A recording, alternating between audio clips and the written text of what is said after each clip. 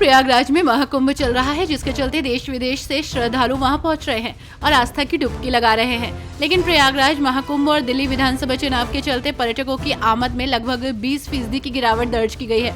इस कारण होटल व्यवसाय से लेकर टैक्सी, बाइक टैक्सी, नौका संचालन और छोटे दुकानदारों तक सभी का कारोबार प्रभावित हो गया है।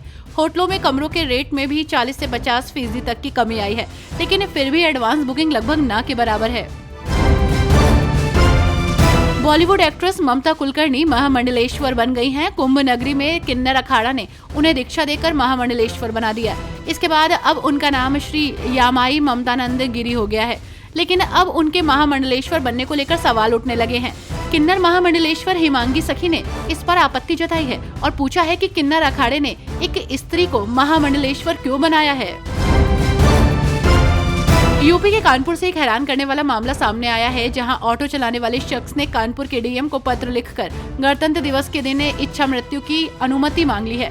ऑटो चालक की मांग से पूरा प्रशासनिक अमला सख्ते में आ गया है और इच्छा मृत्यु की वजह जानने की कोशिश की। पुलिस की प्रताड़ना और खुद के सम्मान को गिरा हुआ देख ऑटो चालक ने 26 जनवरी के दिन गांधी प्रतिमा के सामने खुद की मौत की अनुमति मांगकर सबको हैरान कर दिया। मुजफ्फरनगर पुलिस के साथ मुठभेड़ में 3 गौ हत्यारे पैर में गोली लगने से घायल हो गए हैं। पुलिस ने घायल गौ हत्यारों समेत 5 को गिरफ्तार किया है। पुलिस ने आरोपियों से 3 जिंदा गौवंश और गौकशी के उपकरण बरामद किए हैं। इन हत्यारों के पास से गौकशी के उपकरण बरामद हुए हैं। पुलिस को इनकी काफी दिनों से तलाश थी। खालिस्तानी आतंकियों ने 26 जनवरी से पहले गाजियाबाद और दिल्ली के कई स्कूलों को धमकी भरे ईमेल भेजे हैं। ईमेल में अमेरिका और कनाडा में भारतीय दूतावासों को घेरने और राष्ट्रपति को झंडोत्तोलन करने से रोकने की धमकी दी गई है। स्कूल प्रबंधन की शिकायत पर पुलिस ने मामला दर्ज कर लिया है और मेल के आईपी एड्रेस की जांच शुरू कर दी है। राष्ट्रीय राजधानी दिल्ली में WFI यानी कि भारतीय कुश्ती संघ का कार्यालय एक बार फिर अपने पुराने पते पर शिफ्ट हो गया है। ऐसे में ब्रजभूषण शरण सिंह के आवास पर शिफ्ट होने पर उन्होंने कहा कि फिलहाल WFI कार्यालय हरिनगर में है।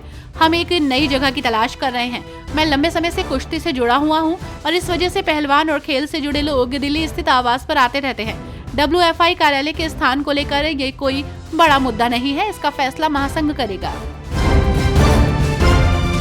26 जनवरी को लेकर तैयारियां तेज हो गई हैं। वहीं ऐसे में गणतंत्र दिवस की फुल ड्रेस रिहर्सल में जवानों के साथ साथ स्कूली बच्चों ने भी जोश दिखाते हुए परेड में शिरकत की।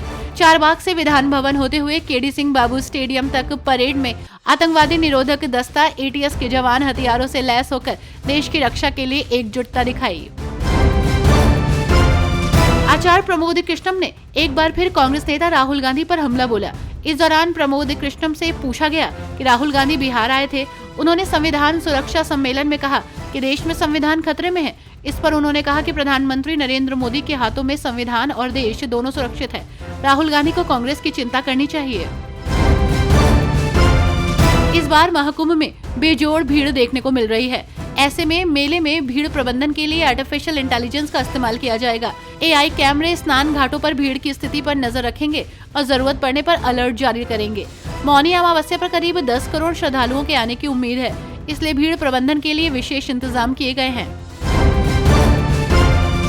फिल्म अभिनेता राजपाल यादव के पिता नौरंग लाल यादव का बृहस्पतिवार रात दिल्ली के एम्स में निधन हो गया। शुक्रवार को उनका शव शाहजहांपुर के बड़ा क्षेत्र स्थित पैतृक गांव कुंडरा लाया गया। वहीं आज सुबह करीब 11 बजे उनका अंतिम संस्कार किया गया। पिता की अर्थी को कंधा देते वक्त राजपाल यादव भावुक हो गए।